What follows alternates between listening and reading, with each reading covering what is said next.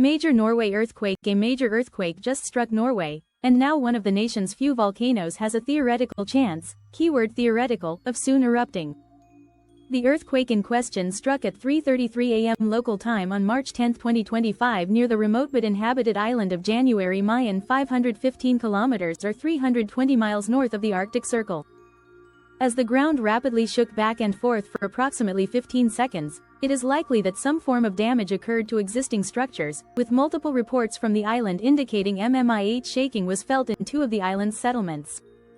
You might be wondering how these people could have reported ground amplification MMI7 and 8 shaking if the contours they were on suggests only MMI5 or 5.5 shaking. The simple answer is ground amplification. Confused? Well, when an earthquake wave passes through different rock units and materials, they do not move in the same way.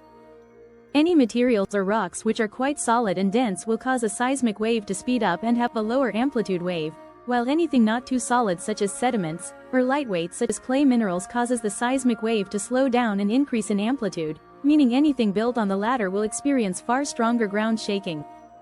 And, what do you know, while yes the entire island is volcanic, the three inhabited settlements are constructed on highly sandy volcanic rock aka sediments, hence the ground amplification.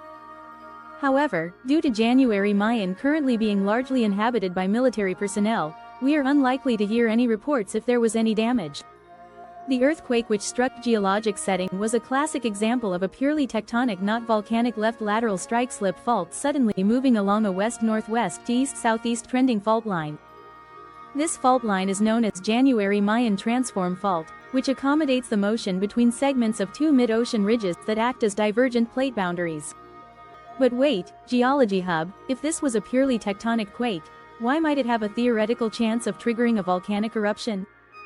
The answer to this is that under specific narrow circumstances, if a volcano was already fairly close to erupting, a major nearby earthquake can cause enough motion within an underlying magma chamber that it can initiate an eruption early.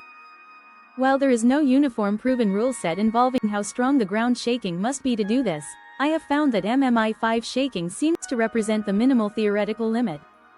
Since the Beerenberg volcano that last erupted in 1985 experienced MMI shaking where its magma chamber is presumed to be of between 6 and 7, this could theoretically end up triggering an eruption.